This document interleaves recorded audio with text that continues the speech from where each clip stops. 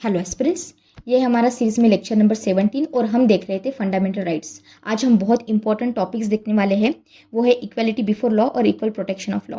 ये यूपीएससी का favourite topic है और यूपीएससी इस तरह से सेंटेंसेस फॉर्म करती है जिसके लिए आपका कंसेप्ट क्लियर होना बहुत ज़रूरी है। अच्छा, तो मैंने लक्ष्मीकांत के हर चैप्टर को ऐसे ही फ्लो चार्ट, माइंड मैप्स और डायग्राम्स में कन्वर्ट किया है जिससे कि आप कम से कम टाइम में इसे रिवाइज कर सके और रिकॉल कर सके। अगर आपको इसकी पीडीएफ चाहिए तो इसे आप टेलीग्राम से डाउनलोड कर सकते हैं। इसका लिंक मैं डिस्क्रिप्शन में और कमेंट सेक्शन में दे दूँगी। और अगर आपको मेरा काम पसंद आता है तो please subscribe to the channel और आपके दोस्तों के साथ भी इसे शेयर कीजिए जिससे मुझे भी मोटिवेशन मिले। तो चलिए, सबसे पहले मैं आपको ट्रिक बताती हूँ। ट्रिक ये है कि इक्वालिटी बिफोर लॉ, बिफोर का बी ले लो और ब्रिटिशर्स। तो ये ध्यान में रखना है कि जो इक्वालिटी बिफोर लॉ जो कंसेप्ट है ये ब्रिटिशर्स से आया है। और ब्रिटिशर्स कैसे थे, इंडिया में आके इन्होंने क्या किया, पूरा सत्यानाश कर दिया। कोई अच्छी चीज़ नहीं की है इन लोगों ने, तो बड़े ही नेगेटिव लोग हैं, ऐसे ध्यान में रखो। बताने का मतलब मेरा ये है कि जो इक्वालिटी बिफोर लॉ होता है ये it is a negative concept जो ब्रिटिशर्स ने इंट्रोड्यूस किया था। अभी इसको लिटरली नहीं लेना है, ठीक है। ये नेगेटिव इसे हम क्यों कहते हैं, इसका कंसेप्ट क्या है ये समझाऊंगी ठीक से। इसको लिटरल वे में नहीं लेना है। मैंने आपको ट्रिक इसलिए दिए हैं क्योंकि अगर आप पेपर सॉल्व कर रहे हो तो आपका टाइम ना जाए और आप जल्दी से जो राइट आंसर है उसको मार्क कर सको। समझ में आया। दूसरा ट्रिक देखो, अभी यहाँ पे क्या है, इक्वल प्रोटेक्शन ऑफ लॉ। तो यूएसए क्या कहता है हमेशा, ये हमारा अगर अर्थ है तो पूरे अर्थ पे यूएसए का राज है, हम ही सबको प्रोटेक्ट करेंगे, हम ही सब करता धरता है, ऐसा कहता रहता है यूएस, है ना। तो ऐसे याद रखो कि इक्वल प्रोटेक्शन ऑफ लॉ हमने यूएसए से लिया है और प्रोटेक्शन का पी और पॉजिटिव का पी, ठीक है। ऐसे ध्यान में रखो, मतलब ये कि इक्वल प्रोटेक्शन ऑफ लॉ ये पॉजिटिव कंसेप्ट है और ये यूएसए से लिया गया है। इतना समझ में आया। अब देखो, ये जो दोनों भी चीज़ें हैं ये आर्टिकल नंबर 14 में दी है। और आर्टिकल नंबर 14 क्या कह रहा है, बहुत सिंपल वे में समझाती हूँ कि अगर यहाँ पे स्टेट है, स्टेट की डेफिनेशन हम प्रीवियस जो लेक्चर थे वहाँ पे देख चुके हैं। तो जो स्टेट है ये क्या नहीं कर सकता, किसी भी पर्सन को डिनाई नहीं कर सकता। एक तो इक्वालिटी बिफोर लॉ और दूसरा इक्वल प्रोटेक्शन ऑफ लॉ, ठीक है। और जब मैं ये पर्सन की बात करती हूँ तो पर्सन मतलब सिर्फ सिटीजन्स नहीं आते हैं, ये फॉरेनर्स भी आते हैं, लीगल एंटिटीज़ भी हो सकती है, रजिस्टर्ड ऑर्गेनाइजेशंस भी हो सकती है, कोई कंपनी हो सकती है, इंस्टीट्यूशन हो सकता है। तो पर्सन को छोटे इसमें नहीं लेना, ये ब्रॉडर कंसेप्ट है। इतना ध्यान में आया। और ये जो राइट है आर्टिकल नंबर 14 ये सिर्फ हमारे सिटीजन्स को ही अप्लाइड नहीं है, तो अगर कोई फॉरेनर आता है तो उसे भी ये चीज़ अप्लाई होगी। इतनी बात ध्यान में आई, ठीक है। अब हम सबसे इम्पॉर्टेंट टॉपिक देखेंगे, वो ये है कि इक्वालिटी बिफोर लॉ का मतलब क्या होता है। इसका कंसेप्ट समझना बहुत ज़रूरी है। तो बहुत सिंपल वे में बताती हूँ। अगर कोई पूछे कि इक्वालिटी बिफोर लॉ मतलब क्या, ब्रेक डाउन करो। Equality before law it means everyone is equal in the eyes of law. कानून की आंखों में हर एक व्यक्ति एक समान है। तो फर्क नहीं पड़ता कि अगर ये ऑर्डिनरी इंसान है और ये एक कोई सेलिब्रिटी है, लॉ के लिए तो सब समान है। ये इसका मीनिंग हुआ। लेकिन अगर हमें इसे डिटेल में देखना है तो इसके हम 3 पार्ट करेंगे। इसमें 3 मेन चीज़ें दी है। पहली चीज़ क्या है, पहली चीज़ ये है कि there will be absence. Absence किस चीज़ का, एब्सेंस रहेगा स्पेशल प्रोविजंस का। स्पेशल प्रोविजंस कैसे, अब देखो यहाँ पे कोई एक व्यक्ति है और यहाँ पे दूसरा कोई है। अब ये जो है ये है सेलिब्रिटी, बहुत फेमस सेलिब्रिटी है या फिर पॉलिटिशियन है, और यहाँ पे ये एक ऑर्डिनरी सिटीजन है। अब इन दोनों ने क्या किया, सेम अपराध किया है। इन्होंने सेम ना, एक किसी का एक्सीडेंट कर दिया तो इन्होंने सेम अपराध किया। अब इन दोनों को सेम पनिशमेंट मिलनी चाहिए। तो इसको कोई स्पेशल जो प्रिविलेज है नहीं मिलेगा कि आप तो सेलिब्रिटी हो तो ठीक है आपको कम पनिशमेंट देंगे, आप तो ऑर्डिनरी इंसान हो तो आपको हम पनिशमेंट थोड़ी ज़्यादा देंगे, ऐसा नहीं चलेगा।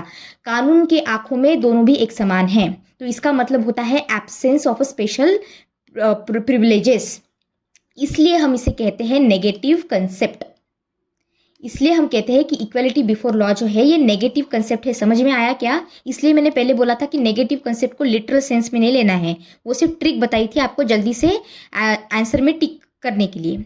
ये समझा। अब दूसरी चीज़ देखते हैं, दूसरा कौन सा इसका एस्पेक्ट है इक्वालिटी बिफोर लॉ का। वो ये है कि जो लॉ है लिखे गए कॉन्स्टिट्यूशन में ये सेम हो गए सबके लिए। और सेम कोर्ट में।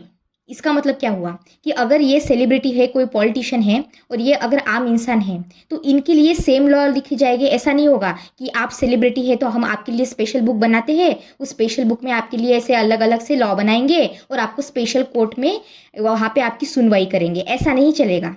ठीक है, आपने अपराध किया है, आप सेलिब्रिटी हो, आप आम इंसान हो, दोनों ने अपराध किया है, तो आपके लिए सेम लॉ होंगे, आपके लिए सेम लॉ, आपके लिए सेम कोर्ट होगा, तो सेम एड्रेस होगा, सेम कोर्ट में जाओ, वहाँ पे आपके ऊपर जो कार्यवाही करनी है वो कार्यवाही होगी, जो लॉज होंगे उसके अकॉर्डिंग आपको पनिशमेंट दी जाएगी। समझ में आया सेकंड पॉइंट। और तीसरा सबसे सिंपल पर सबसे इंपॉर्टेंट पॉइंट, थर्ड ये है कि कोई भी हो वो कानून के ऊपर नहीं है। सबसे ऊपर होगा कानून, सबसे ऊपर होगा लॉ, और उसके नीचे फिर आप सब आएंगे। फर्क नहीं पड़ता कि आप रिच हो पुअर हो, फर्क नहीं पड़ता कि आप बड़े हो छोटे हो या फिर ऑफिशियल हो अनऑफिशियल हो, आप लॉ के नीचे ही रहेंगे। सबसे बड़ा होगा हमारा लॉ। समझ में आया। तो जब हम इन तीन कंसेप्ट को ऐड करते हैं तब बनता है equality before law. I hope आपको ये चीज़ समझ में आ गई, क्योंकि अब हमें देखना है उससे भी इम्पोर्टेंट टॉपिक जिससे कन्फ्यूजन हो सकती है, वो है इक्वल प्रोटेक्शन ऑफ लॉ। जो किसने दिया था? ये दिया था यूएसए ने, और इसको कहा जाता है पॉजिटिव कंसेप्ट। तो इक्वल प्रोटेक्शन ऑफ लॉ को समझने के लिए मैं सिर्फ आपको एक हिंट दूंगी, वो आपको याद रखना है। हिंट है ये कीवर्ड है फेयरनेस। तो जहाँ जहाँ पे फेयरनेस की बात होगी वहाँ पे इक्वल प्रोटेक्शन ऑफ लॉ आएगा। इसका मतलब ये है कि अगर कोई लॉ दिया गया है यहाँ पे, तो ये लॉ फेयर है कि नहीं है, ये देख रहे हैं यहाँ पे। मोटा मोटा समझ आ गया क्या कहना चाहती हूँ यहाँ पे? तो यहाँ पे भी यहाँ पे तीन चीज़ें हैं, 1 2 और 3। पहली चीज़ देखते हैं। देखो, जब आप लक्ष्मीकांत का बुक पढ़ोगे ना, तो जब आप पढ़ोगे तो आपको ये तीनों भी चीज़ें सेम लग सकती है, लेकिन ये डिफरेंट है। डिफरेंट कैसे है ये बताती हूँ मैं यहाँ पे आपको। सबसे पहली बात ये कि अगर यहाँ पे कोई इंसान यहाँ पे है, और यहाँ मैं आपको एक एग्जाम्पल देती हूँ, बहुत सिंपल एग्जाम्पल देती हूँ। यहाँ पे दो फार्मर्स है, फार्मर ए, एक फार्मर ये दूसरा। अब ये दोनों अपना काम कर रहे थे खेती में, तो क्या हुआ कि ड्रॉट आ गया, सूखा पड़ गया पूरा। अब इन दोनों को क्या चाहिए? इन दोनों को चाहिए गवर्नमेंट की हेल्प। गवर्नमेंट क्या करेगी? सब्सिडी दे सकती है, कुछ पैसे वगैरह दे सकती है। तो यहाँ पे हम ये इंश्योर कर रहे हैं कि इन दोनों का जो राइट है मदद मिलने का, किससे? गवर्नमेंट से, ये समान होना चाहिए। मतलब अगर एक को हेल्प मिली है तो दूसरे को भी हेल्प मिले, तो इनके राइट्स प्लस ड्यूटीज ये सेम होगी for the same type of people. ये है पहली चीज़। दूसरी चीज़ ये है कि जो प्रोसेस आप कर रहे हो लॉ को बनाने की, ये प्रोसेस फेयर होनी चाहिए, ये यूनिफॉर्म होनी चाहिए। इसमें आप फेवरेटिज्म नहीं करना कि ये मेरा फेवरेट है, इसको मैं ज़्यादा कंसेशन वगैरह फैसिलिटीज़ दूंगा, और ये मेरा फेवरेट नहीं है तो इसको नहीं दूंगा। ये चीज़ नहीं चलेगी। ये आती है दूसरी इसमें। और तीसरी चीज़ क्या है?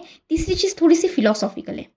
फिलोसॉफिकल मतलब किस सेंस में फिलोसॉफिकल है कि अगर आप कोई लॉ या फिर गवर्नमेंट की कोई पॉलिसी वगैरह देख रहे हो, इसको ब्रॉडर सेंस में देखो कि ये फेयर है कि नहीं है।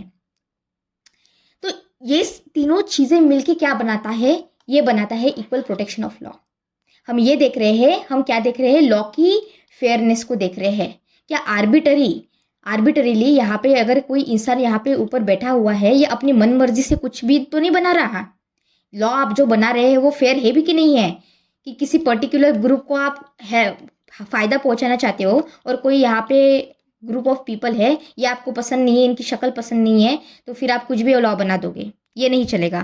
तो ये होता है इक्वल प्रोटेक्शन ऑफ लॉ, जो हम हमारी इंडिया में भी यूज़ करते हैं। समझ में आया? और इसमें और एक चीज़ है, वो ये है कि जो आपके लॉ है, अब मैं शॉर्ट में आपको ABC तीनों भी चीज़ बताती हूँ। पहले इसमें क्या देखा था हमने? Rights plus duties. ये एक जैसे लोगों के लिए एक समान है, ठीक है। फार्मर्स का एग्जाम्पल ध्यान में रखना। दूसरी चीज़ हमने क्या देखी थी? इक्वल जो प्रोसेस हो रही है ये फेयर हो रही है कि नहीं हो रही है, ये देखनी है। और तीसरा क्या है? आउटकम। हम आउटकम देख रहे हैं, फिलोसॉफिकल है, ब्रॉडर सेंस में देखा जा रहा है कि जो चीज़ें हो रही है ये फेयरनेस के बलबूते पे हो रही है कि नहीं हो रही है। तो ये होता है हमारा इक्वल प्रोटेक्शन ऑफ लॉ, जो USA से हमने लिया था। ये चीज़ आपके ध्यान में आई होगी, आई होप सो, क्योंकि ये इंपॉर्टेंट है। UPSC अगर तोड़ मोड़ के किसी भी तरह से आपको अभी क्वेश्चन पूछ ले तो आपका गलत नहीं होना चाहिए, आप राइट आंसर पे ही टिक मारना, ठीक है। अब हम देखते हैं क्या रूल ऑफ लॉ। तो जो रूल ऑफ लॉ है ना, ये A.V. डाइसी ने दिया था। A.V. डाइसी कौन है? ये ब्रिटिश जूरिस्ट थे। इन्होंने कंसेप्ट दिया था और इस कंसेप्ट से ही हमने मेनली तो इन्होंने 3 कंसेप्ट दिए हैं, A B C, और इसमें से A और B हमने अब हमारे इंडिया में लाया है, लेकिन ये जो C है ये नहीं लाया है। तो अभी क्वेश्चन ये आता है कि ABC है क्या। तो सबसे पहली बात, डाइसी क्या कह रहे हैं? डाइसी ये कह रहे हैं कि जो सबसे सुप्रीम है वो है लॉ। ना कोई किंग है, ना कोई नोबल्स है, ना कोई इंस्टीट्यूशन है, ना कोई इंसान है जो बड़ा होगा, सबसे सुप्रीम होगा लॉ। ये कह रहे हैं हमारे डाइसी जी। अब इन्होंने पहला पॉइंट क्या बोला है जो हमारी इंडिया की इसमें भी हमने लाया है, वो ये है कि कोई लेट्स से किंग है, हाइपोथेटिकल एग्जांपल दे रही हूँ, ये अपने विम्स और फैंसीज से, अपनी आर्बिटरी पावर से जो मन में आए वो लॉ नहीं ला सकते। जैसे कि एक एग्जांपल देती हूँ, लेट्स से यहाँ पे ट्रैफिक पुलिस वाले अंकल है और इनको, ये आप यहाँ से जा रहे हो, ये रोड है, यहाँ से आप अपनी गाड़ी लेके जा रहे हो और इन्होंने आपको रोक लिया। अब इनको आप, अब ये तो एक पोजीशन में इनको तो अथॉरिटी दी गई है, ठीक है, और आप तो मतलब आप इंसान हो, आप गाड़ी चला के जा रहे थे। अब अगर इनको आपकी शक्ल पसंद नहीं आई तो इसका मतलब ये नहीं है कि अपने मन मर्जी से आपको पनिश करेंगे। अगर आपने लॉ ब्रेक किया है, लेट्स से यहाँ पे लॉ था कि आपको ऐसे इस राइट साइड से यहाँ से नहीं जाना था और आप यहाँ से जा रहे हो, अगर आपने लॉ ब्रेक किया है तो ही आपको पनिशमेंट मिलेगी। आपकी शक्ल खराब है और इनको ये आप पसंद नहीं आए इसलिए आपको पनिशमेंट मिलेगी, ऐसी चीज़ नहीं होगी। बहुत सिंपल वे में समझाया है आपको। तो ये बात बताई पहले, इसमें डाइसी ने ये बात बोली, समझ में आया। दूसरी चीज़ क्या बोली डाइसी ने? इन्होंने ये बोला कि आर्टिकल, अच्छा ये पार्ट भी बनाता है वैसे हमारे आर्टिकल नंबर 14 का, इक्वालिटी बिफोर लॉ का। वो ये है कि, और ये हम पहले देख चुके हैं, अभी अभी देखा हमने कि अगर कोई लॉ है और कोर्ट, अगर आप सेलिब्रिटी हो और आम इंसान हो और अगर आपने सेम अपराध किया है तो आपको पनिशमेंट भी सेम लॉ पे ही मिलेगी। मतलब अगर ये सेलिब्रिटी है तो इनके लिए कोई अलग लॉ नहीं ला रहे हम, सेम लॉ है इनके लिए भी और जो आम इंसान है उनके लिए भी, और आपको सेम कोर्ट में ही जाना है। अगर आप सेलिब्रिटी हो तो आपके लिए कोई स्पेशल कोर्ट्स नहीं बने हुए हैं, ये सेम कोर्ट बने हैं, यहाँ पे ये दोनों भी जाएंगे और इन पे कार्यवाही होगी। और कैसी कार्यवाही होगी? जो लॉ में दिया गया है उसके अकॉर्डिंग। समझ में आया? ये दूसरी चीज़ है। और तीसरी चीज़ आपको क्या ध्यान में रखनी है?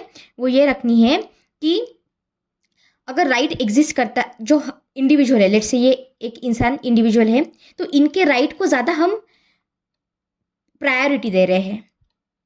ध्यान से सुनो इस चीज़ को, ये इंडिया में तो पहली बात है नहीं, हम इंडियंस इसको हमारे कॉन्स्टिट्यूशन में नहीं दी, हमने जगह नहीं दी है। क्यों नहीं दी है ये समझाती हूँ मैं अभी आपको, ध्यान से सुनना। ये कोई इंडिविजुअल है, तो ब्रिटिशर्स क्या कह रहे हैं, ब्रिटेन में क्या कहा जा रहा है कि ये इंडिविजुअल के जो राइट थे ये कॉन्स्टिट्यूशन से पहले ही आ चुके थे, ये नेचुरली वहाँ पे थे। तो सबसे पहले राइट आया, उसके बाद फिर हमारे कॉन्स्टिट्यूशन आए। तो हम सबसे प्रायोरिटी जो है ये इंडिविजुअल के राइट्स को दे रहे हैं, और जो कोर्ट्स है फिर ये इसका प्रोटेक्शन कर रहा है कॉन्स्टिट्यूशन में राइट्स का। लेकिन हमारे इंडिया का क्या केस है? हम हमारे जो राइट्स है, फंडामेंटल राइट्स, ये डिराइव करते हैं। कहाँ से डिराइव करते हैं? कॉन्स्टिट्यूशन से डिराइव करते हैं। हमारे लिए सबसे इंपॉर्टेंट है law of the land. Law of the land मतलब कॉन्स्टिट्यूशन ऑफ इंडिया। हम डिराइव कर रहे हैं हमारे फंडामेंटल राइट्स कॉन्स्टिट्यूशन से। यहाँ पे क्या हो रहा है, हम राइट्स को ज़्यादा प्रायोरिटी दे रहे हैं। राइट्स पहले आए हैं, फिर आया था कॉन्स्टिट्यूशन। ऐसे कहा गया था, किसने? डाइसी ने। 3 चीज़ें समझ में आई क्या? ये 3 चीज़ें ही है, क्या है? Rule of law. अब आपको किसी भी तरह से घुमा फिरा के क्वेश्चन पूछ ले, फिर भी आपको आंसर आना चाहिए, गलत नहीं होना चाहिए, ठीक है। अब देखो, अब मैंने आपको ये सारी चीज़ें तो समझा दी, पर इसका मतलब ये नहीं है कि ये जो राइट्स मैंने आपको बताई ये एब्सोल्यूट है, इसमें एक्सेप्शंस दी गई है। तो आप पे एक्सेप्शंस पे भी क्वेश्चंस आ सकते हैं। तो एक्सेप्शंस क्या है? एक्सेप्शंस ये है, और वो है अंडर आर्टिकल 361। जानबूझ के यहाँ पे आर्टिकल का नंबर नहीं दिया है जिससे कि आप रिकॉल कर सको। आर्टिकल 361 ये कहता है कि हमारे ऑनरेबल प्रेसिडेंट, हमारे गवर्नर, इन दोनों को इम्यूनिटीज़ मिली है। इम्यूनिटी किस तरह से मिली है? तो अगर यहाँ पे प्रेसिडेंट है, गवर्नर है, ये अपना काम कर रहे हैं, तो ये आंसरेबल नहीं होगा किसी कोर्ट में अपनी ड्यूटीज़ को लेके। मतलब इनको कुछ पावर्स दी गई है, ये आपको पता है, इनको कुछ ड्यूटीज़ दी गई है, तो ये हम ड्यूटीज़ कैसे परफॉर्म कर रहे हैं, क्या कर रहे हैं, आप अपना मतलब रखो कोर्ट। आपको कोई, हम आंसरेबल नहीं, हम आपको आंसर नहीं देंगे कि हम इस तरह से काम कर रहे हैं, उस तरह से काम कर रहे हैं। ये पहली चीज़ हुई। दूसरी चीज़ ये है कि अगर आप प्रेसिडेंट हो या फिर गवर्नर हो तो आप पे किसी भी तरह से क्रिमिनल प्रोसीडिंग्स नहीं चलेगी अगर आप ऑफिस में काम कर रहे हो। मतलब आज अगर प्रेसिडेंट, हमारे ऑनरेबल प्रेसिडेंट जी का कार्यकाल शुरू हो रहा है, तो जब तक वो अपना कार्यकाल पूरा नहीं कर देती तब तक आप उनके ऊपर, और ये गवर्नर पे भी लागू होता है डिफरेंट स्टेट्स के, तो इन पे आप किसी भी तरह का क्रिमिनल प्रोसीडिंग्स लागू नहीं करेंगे। समझ में आया? ये अपना खुद का काम करते रहेंगे इनके टर्म होने तक। उसके बाद तीसरी चीज़ क्या दी गई है? तीसरी चीज़ ये दी गई है कि आप अरेस्ट नहीं करोगे या फिर इम्प्रिजनमेंट नहीं करोगे प्रेसिडेंट का, ऑनरेबल प्रेसिडेंट और गवर्नर, ठीक है? तो ये इम्प्रिजनमेंट अगेंस्ट जब तक इनकी टर्म चल रही है तब तक। और आप इन पे सिविल प्रोसीडिंग्स भी नहीं कर सकते। और अगर आपको सिविल प्रोसीडिंग्स करनी है तो 2 महीने की, 2 मंथ्स की आपको क्या करना पड़ेगा? नोटिस देनी पड़ेगी। ये समझ में आया क्या? सिंपल है, ठीक है? तो ये हो गई एक्सेप्शंस। अब आगे चलते हैं और देखते हैं और कौन सी एक्सेप्शंस है। सिर्फ प्रेसिडेंट और गवर्नर की एक्सेप्शन नहीं है, तो और एक्सेप्शंस है। वो ये है कि अगर कोई मीडिया है टीवी चैनल में, अब ये आर्टिकल कौन सा है? Article number 361A। यहाँ पे आर्टिकल 361 देखा था, आर्टिकल 361 याद हो गया होगा। अब आर्टिकल नंबर 361A देखो, ये है टीवी से रिलेटेड। टीवी या फिर कोई रिपोर्टिंग कर रहा है, कोई न्यूज़पेपर में कुछ लिख रहा है, तो ये सारी रिपोर्टिंग अगर आप कर रहे हो और पार्लियामेंट में जो लोकसभा है, राज्यसभा है या फिर स्टेट लेजिस्लेटिव असेंबली है, यहाँ पे एमएलएज है, एमपीज है, तो इनके अगेंस्ट अगर आप कुछ बोल रहे हो, क्रिटिसाइज कर रहे हो, तो इसके लिए इनको पनिश नहीं किया जाएगा। समझ में आया? तो ये चीज़ होती है media protection in reporting the parliament. तो कौन सी चीज़ें? सिविल प्रोसीडिंग्स नहीं होगी, कोई क्रिमिनल प्रोसीडिंग आप नहीं करेंगे। न्यूज़पेपर अगर आप छाप रहे हो, टेलीविजन कर रहे हो, रेडियो बना रहे हो या फिर पार्लियामेंट की प्रोसीडिंग्स पे टिप्पणियाँ कर रहे हो, आप पे, और ये क्यों किया गया होगा? लॉजिक लगाओ, थोड़ा सा कॉमन सेंस लगाओ, जिससे कि इनकी फ्रीडम हम इंश्योर कर सके। ये हमारा जो मीडिया है, हमारी जो प्रेस है, ये 4th पिलर है हमारे डेमोक्रेसी का, सबसे इंपॉर्टेंट चीज़ है। ये इनकी फ्रीडम इंश्योर करने के लिए हमने ये चीज़ लाई है। इसे आप कनेक्ट कर लेना, ठीक है? तो और एक चीज़ है, और एक्सेप्शन दिया गया है, वो ये है कि हमारे जो एमपी होते हैं, मेंबर ऑफ पार्लियामेंट, और जो स्टेट लेजिस्लेटिव असेंबली है, तो ये लायबल नहीं होंगे पार्लियामेंट्री। अगर ये एमपी है, ये पार्लियामेंट में यहाँ पे खड़े हैं और ये किसी बिल पे या फिर किसी डिसीजन पे अपना वोट दे रहे हैं या फिर पार्लियामेंट की प्रोसीडिंग्स में कुछ अपना ओपिनियन दे रहे हैं, तो ये ओपिनियन देने के लिए आप इनके ऊपर किसी तरह से सिविल प्रोसीडिंग या फिर क्रिमिनल प्रोसीडिंग्स नहीं चलाएंगे, क्योंकि इन्होंने अपना ओपिनियन दिया है।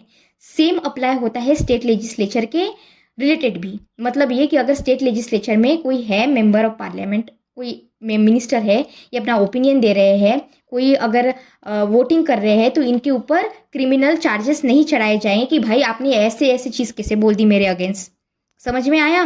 तो ये जो चीज़ होती है, ये होती है आर्टिकल नंबर 105 के अंडर।